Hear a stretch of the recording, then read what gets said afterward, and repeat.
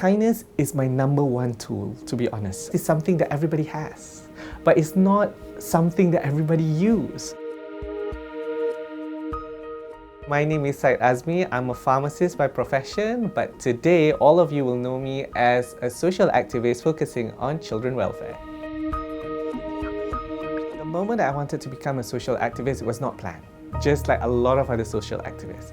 But then again, we believe in a cause so much so that we think that it's high time that we change our course from our normal work into something more meaningful. When I first started to actually champion a cause, I was working in a rural area in Muar Johor. And at that time, there was not much choices to join any NGO or club. I started doing my own advocacy with the people around me. And that kind of challenge is because you have no name. You cannot have big funding. There is not big project that people are used to, like doing talks and all that, especially because you are not recognized. But I'm telling you, perseverance and actually the dedication and believe in yourself is the major hurdle. It actually starts from you.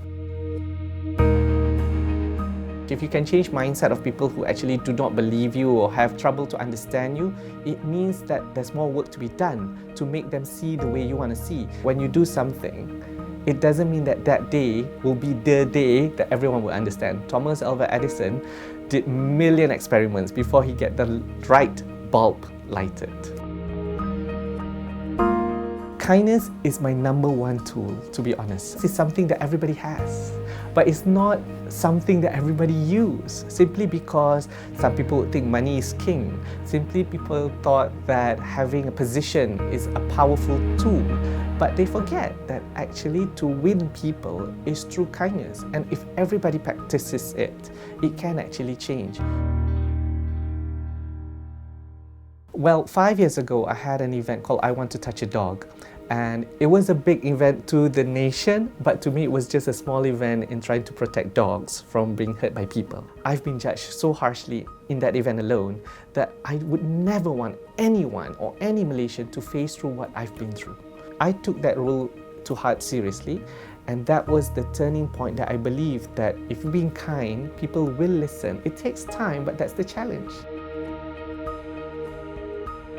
When I first started with no name, I didn't expect people to give me money and all that, but a lot of people gave me back in kind. There's just too much to pick from, but one of the best thing is I normally get volunteer drivers whenever I ask for help, when I'm really tired and I really need to go and save a child somewhere. And I just write on my social media and people actually come forward to just offer me to become their drivers. If it's not because of kindness, I couldn't even pay enough to get such act back to me.